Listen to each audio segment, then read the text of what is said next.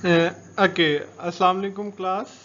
In our previous lectures, we had tried to cover Western point of view regarding women. हमने women के regarding Western point of view देखा है, and in this lecture we will try to cover the Eastern point of view regarding women. Or women place in Eastern part of the world. जो eastern part है दुनिया का उसमें women की place क्या है, वुमेन कहाँ एग्जिस्ट कर रही है, वो हम देखेंगे आज from Nawal El Saadawi point of view.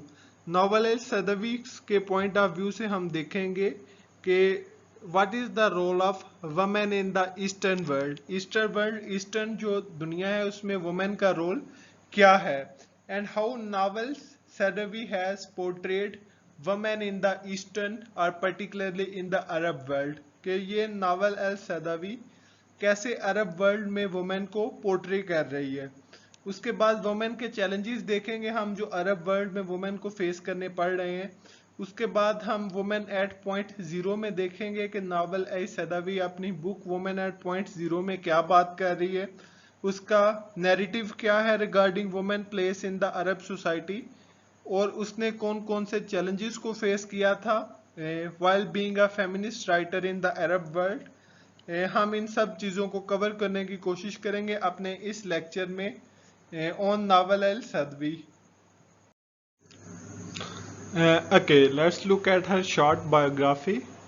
Nawal Saadawi is a world-renowned writer. She is quite prominent not only in the Arab world but also in the whole world. He is a novelist, she is a psychiatrist, she is the author of more than 40 books. She writes in Arabic and lives in Egypt. मिस्र की है, अरबी में लिखती है, and she was a bureaucrat as well. She had served in civil services. Civil services में उसने serve किया है, and she had been terminated from civil services because of her reluctant thoughts और reluctant ideology.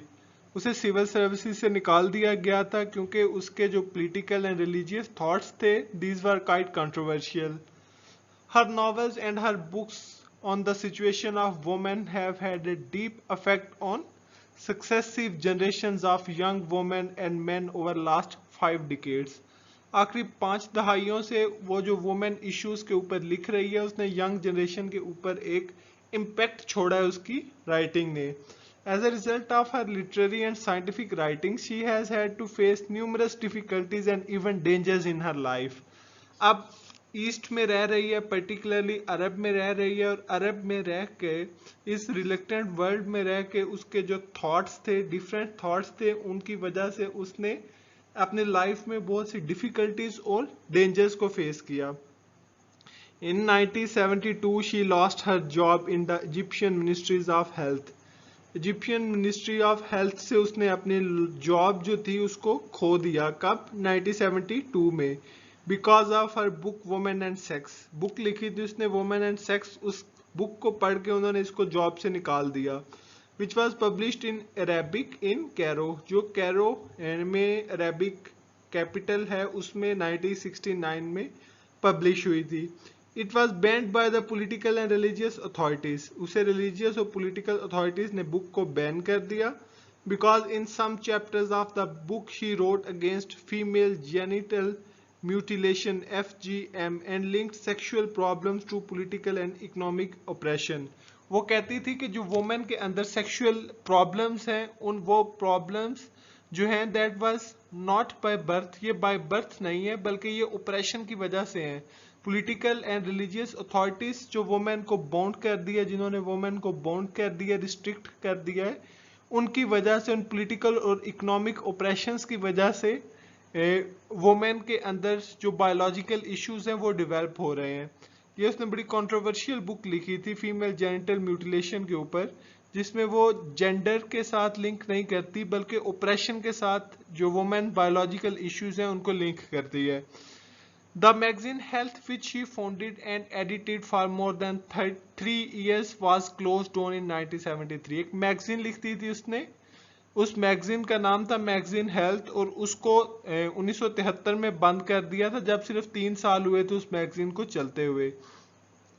In September 1981, President Sadat put her in prison. President Sadat ने उसे jail में डाल दिया 1981 को. She was released at the end of November 1981. 2 months after his assassination, 2 महीने बाद उसे बेल मिल गई. She wrote her book Memoirs. Memoirs उसने भी एक बुक लिखी थी. From the woman's prison on a roll of a toilet paper with an eyebrow pencil smuggled to her cell by an imprisoned young woman in the prostitutes ward. वो book लिखी उसने member, जिसमें क्या कहती थी, women prison जब वो अपनी जेल में थी तो वो टॉयलेट पेपर का जो रोल था उसको देखती थी, जो विद एन आईब्रो पेंसिल, जो आईब्रो पेंसिल के साथ स्मगल किया गया था. जो एक वुमेन जो प्रोस्टिट्यूट थी वो उसको स्मगल करके अपने सेल में लेके आई थी, young women. From 1988 to 1993, her name figured on death list issued by fanatical religious political organizations. 1988 से 93 तक जो political organization hit list issue करते हैं कि ये जो पर्सनैलिटीज हैं ये हमारी हिट लिस्ट में है. 5 साल तक मुसलसल उसका नाम हिट लिस्ट में रहा था.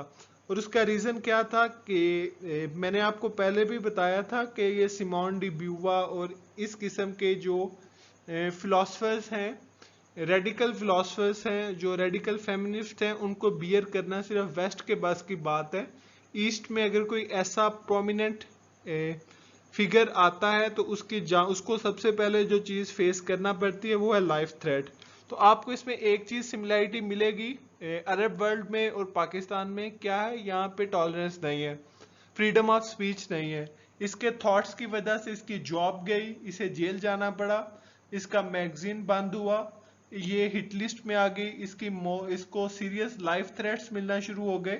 That was her short biography. आगे देखते हैं इसकी मजीद इसकी बायोग्राफी को. Okay, during the summer of 2001, three of her books were banned at Cairo International Book Fair. Cairo international book fair में उसकी जो 3 बुक्स थी उनको बैन कर दिया गया 2001 में. She was accused of apostasy. Apostasy कहते हैं एथीज्म को, मुल्हद होना, बिलीवर ऑफ नॉन. उसके ऊपर ये इल्ज़ाम था कि she doesn't believe in God, वो गॉड के ऊपर बिलीव नहीं करती. उसके थॉट्स रिलेक्टेंट थे. Because of these reluctant thoughts, a fundamentalist lawyer who raised a court case against her to be forcibly divorced from her husband. उसने अपने husband से ज़बरदस्ती अपने हस्बैंड को मजबूर किया था कि वो उसको डिवोर्स दे दे. उसका नाम था, उसके हस्बैंड का नाम था डॉक्टर शरीफ हिताता. डॉक्टर शरीफ हिताता को उसने फोर्स किया था डिवोर्स के लिए, और फोर्सेबल डिवोर्स के लिए उसको उसके ऊपर कोर्ट केस कर दिया गया. उसके बाद क्या था, she won the case due to Egyptian, Arab and international solidarity. Egyptian, Arab और इंटरनेशनल सॉलिडरिटी की वजह से उसको फॉरेन सपोर्ट मिली. उसको इंटरनेशनल कम्युनिटी ने बैक किया जैसे कि वो हमेशा करते हैं.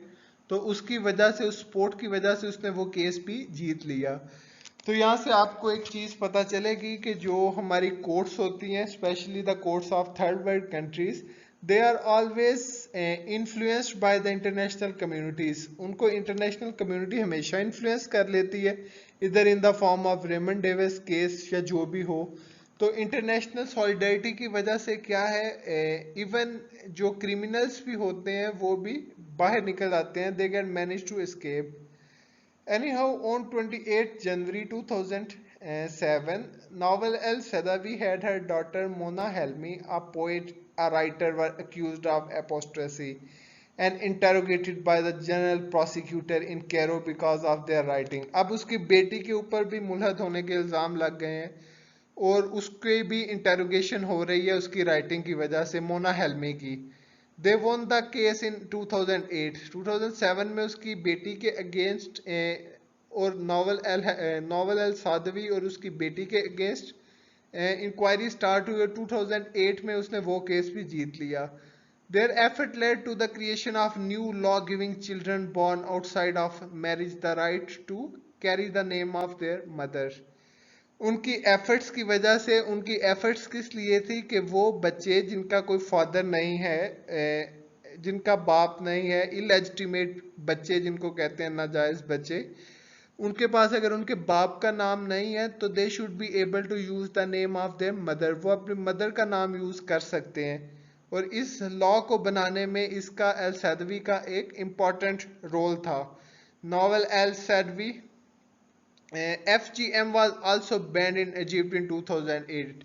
उसका जो था फीमेल जेंटल म्यूटिलेशन का जो प्रोजेक्ट था, it was also ban in Egypt in 2008। 2008 में इसको बैन कर दिया गया। Nawal El Saadawi has been fighting against FGM for more than 50 years, और वो FGM के अगेंस्ट 50 साल तक वो फाइट करती रही, लड़ती रही वुमेन राइट्स के लिए।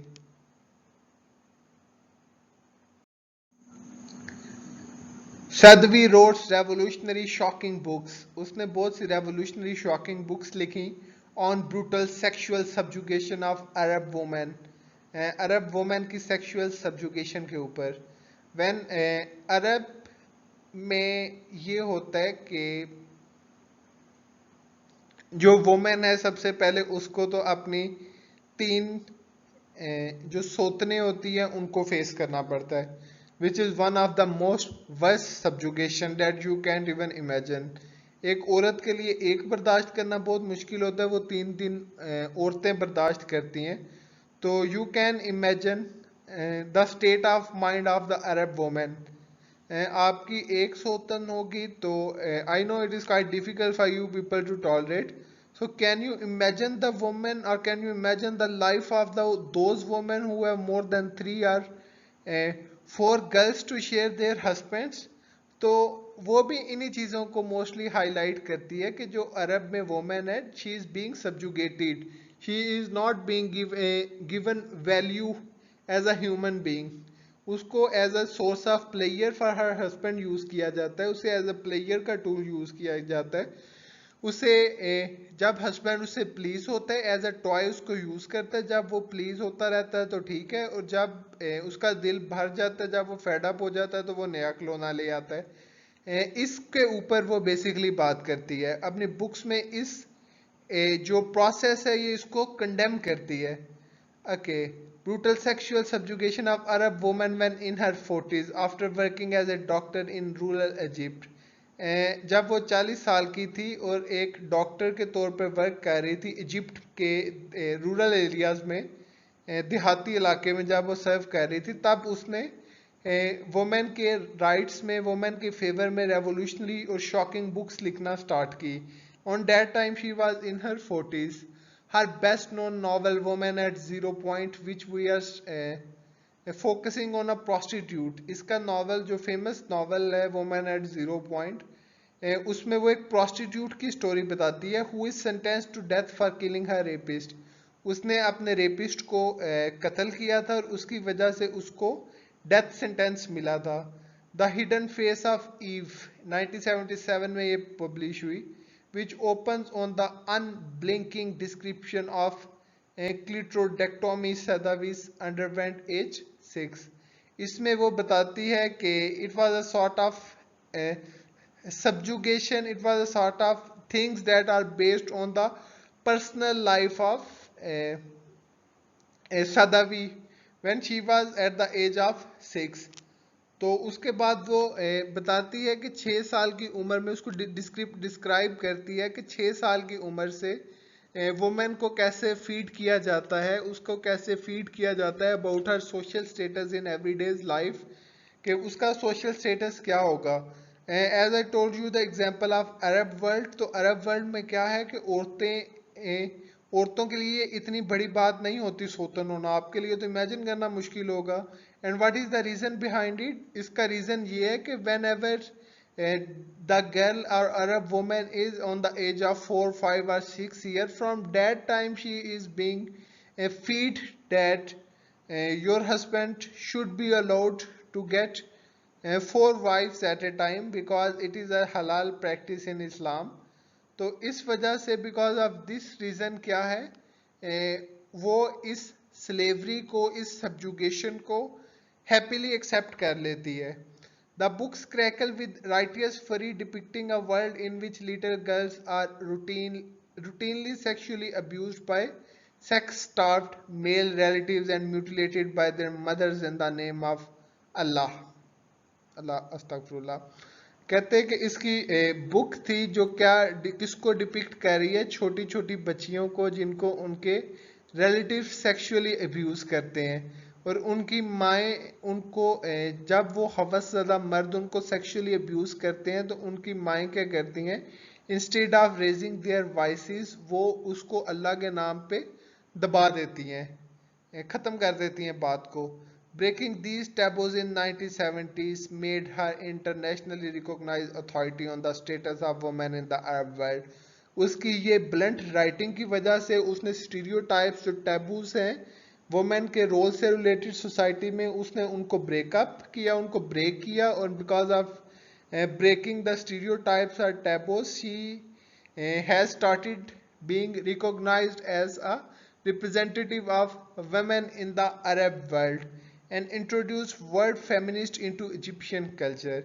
She was the one who has introduced feminism in Egypt. वो उन औरतों में उसका शुमार होता है जिसने फेमिनिज्म को इजिप्ट में इंट्रोड्यूस करवाया था। Okay, now we will try to look at the opinions of critics on Saadawi. Nawal El Saadawi के ऊपर क्रिटिक्स क्या ओपिनियन देते हैं। मैंने आपको पहले भी बताया था कि she is being recognized as a representative of Arab women in the whole world. उसे रिप्रेजेंटेटिव ऑफ अरब वुमेन उसको इंट्रोड्यूस करवाया गया था। She was considered as a focal person of Arab women और Egypt women in the whole world। तो उसके ऊपर जब ओपिनियन मांगी जाती है एक कल्चरल कमेंटेटर से, एडॉल्फ सोइफ से, तो वो क्या कहता है, Many feel Saadawi no longer deserve to be called the leading spokesman on the status of women in the Arab world। बहुत से लोग ये फील करते हैं कि उसको नहीं होना चाहिए था वुमेन का स्पोक्स पर्सन। क्यों? Adhaf Sohaif, the Egyptian novelist and cultural commentator, has expressively concurred absolutely not। जब इससे पूछा गया एडहाफ सोएफ से कि वो वुमेन की रिप्रेजेंटेटिव है इन द अरब वर्ल्ड की रिप्रेजेंटेटिव है इन द होल वर्ल्ड, तो क्या वो ये डिजर्व करती है डेजिग्नेशन, तो उसके ऊपर उसका जवाब था एब्सोल्युटली नॉट, बिल्कुल नहीं। उसका रीज़न क्या देता है, nor has she been for the last 20 years, वो 20 साल से डिजर्व नहीं करती। I know women who say she open their eyes to feminism, कहते मैं बहुत से औरतों को जानता हूँ जो कहती हैं कि उसने अपनी आंख फेमिनिज्म में खोली थी। As we might say about the early iconic feminist writers in any language, जो हम दूसरे फेमिनिस्ट राइटर्स के बारे में कहते हैं। But after she was imprisoned along with about 1000 other peoples her western career began. कहते जब उसे जेल में डाला तो उसे वेस्ट में पॉपुलैरिटी मिली और उसका कैरियर वेस्ट में स्टार्ट हो गया, और उसके बाद she started writing what west want to read. फिर उसने वो लिखना शुरू कर दिया जो कि वेस्ट पढ़ना चाहता है। उसकी राइटिंग से जो अरब टच है वो ख़त्म हो गया। अब वो अरब ऑडियंस के लिए नहीं लिख रही, वो वेस्ट के लिए लिख रही है। So the girl who is writing for the western audience, how can you expect from that girl to represent the woman in the whole world। तो वो औरत जो कि अरब ऑडियंस के लिए लिख रही है, आप उसे एक्सपेक्ट कैसे कर सकते हैं कि वो वुमेन को पूरी दुनिया में रिप्रेजेंट करेगी। क्या कहता है, वर्ड्स देखें, कहता है हर waste and from then on her discourse was tailored to the west and she lost touch with the Arab audience। This is what I had told you before कि अब उसका अरब ऑडियंस के साथ जो टच है वो ख़त्म हो गया। अब वो वेस्ट के लिए लिख रही है, अब उसके reader audience, targeted audience west है, तो उसने वही लिखना है जो वेस्टर्न पीपल पढ़ना चाहते हैं। अब ईस्टर्न टच और ईस्टर्न रियल रिप्रेजेंटेशन आपको उसकी राइटिंग में नहीं मिलेगी। ओके, एक और कमेंट देखते हैं। Manal Lutfi, an Egyptian journalist working in London, ये मिस्री जर्नलिस्ट है, उस वर्किंग इन लंदन। ये मनाल लुत्फी क्या लिखता है सादवी के बारे में, नावल अल सादवी के बारे में, she is brave, charismatic but also aggressive. In such a conservative society, she stands up and takes attacks and criticism from many factions, but she doesn't represent or understand ordinary women. कहता है कि ये brave औरत थी, charismatic थी, upper class को belong करती थी। उसने वुमेन के बारे में बहुत कुछ लिखा, इजिप्टियन वुमेन के बारे में, लेकिन उसने जो इजिप्ट की औरत का इमेज पोर्ट्रे किया अपनी राइटिंग में, that was basically a falsified image, वो एक गलत इमेज था। उसने she doesn't represent an ordinary women और she doesn't try to understand an ordinary Egyptian women in a real sense. उसने उसको इजिप्ट की औरत को समझने की कोशिश नहीं की कि मिस्री औरत क्या है, उसे पता ही नहीं है वो क्या है। तो ये लुत्फी बताती है कि वो क्या है। वो कहती है most of whom are religious. तो ये औरतें जिनको तुम प्रोस्टिट्यूट बता रही हो, ये तो रिलीजियस मस्ट भी औरतें हैं। They are more Egyptian, there are more Egyptian women in higher education than men now. और अब तो हायर एजुकेशन में मिस्री औरतें मर्दों से ज्यादा आगे हैं। वो as compare to the men वो ज्यादा प्रोग्रेस कर रही हैं, वो ज्यादा आगे जा रही हैं। अब तो वो सिचुएशन रही नहीं है। आप कहती हो कि वुमेन रिजिड है, वो सब्जुगेटेड है, वो उस ऐसी घुटन ज़्यादा सोसाइटी में वो रह रही है। लेकिन वो कहते हैं, लुत्फी कहती है कि उसने गलत रिप्रेजेंटेशन दी है। He has misrepresented the Egyptian women. Actually क्या है, she is participating in higher education more than man.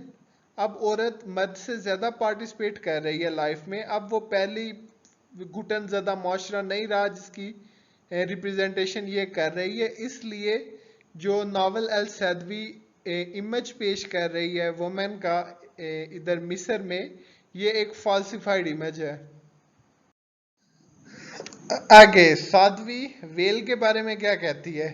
कहती है women who wear the veil and say they choose to do so are either lying और ignorant.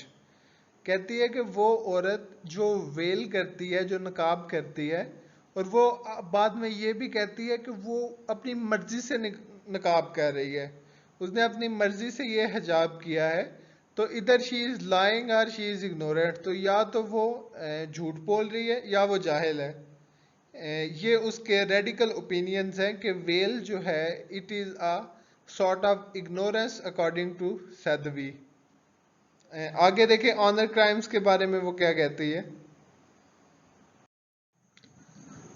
Of course I am very much against punishment for an honour crime. कहती है कि मैं गैरत के नाम पे कत्ल के बहुत खिलाफ हूँ, but this issue is very political. लेकिन ये इशू पॉलिटिकल है because Islam is the enemy of the west, क्योंकि इस्लाम वेस्ट का दुश्मन है and supposedly the only religion which kills women. और ऐसा तासुर दिया जाता है, ऐसा सपोज किया जाता है कि Islam is the only religion which kills women, कि सिर्फ इस्लाम में ही औरतों को कत्ल किया गया है। आई डिसएग्री विद दिस, मैं इसके अगेंस्ट हूँ। Killing and violation of women is to be found in Israel and by the US government too for instance. कहते हैं कि वायलेशन औरत को गैरत के नाम पे कत्ल तो आपको इसराइल में भी मिलेगा और आपको यूएस में भी मिलेगा। It is not being linked with इस्लाम। ऐसा नहीं है कि ये सिर्फ इस्लाम में ही ऐसा होता है। Woman is not being murdered merely in an Islamic world, but it is a universal issue. You can find this issue all around the world. Even you can find this issue in Israel, either you can find this issue in US.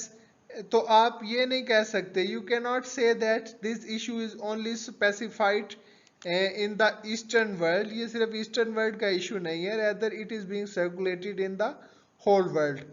तो हमारे course में traditional जो eastern feminist हैं उनके कोई specific works नहीं है, सिर्फ उनकी बायोग्राफीज हैं। तो हम सबको देखेंगे। आज हमने नावल अल सैदवी को देखा, उसके ओपिनियंस को देखें। तो अगर आपको स्टिल कोई क्वेश्चन या कंफ्यूजन हो तो आप पूछ सकते हैं।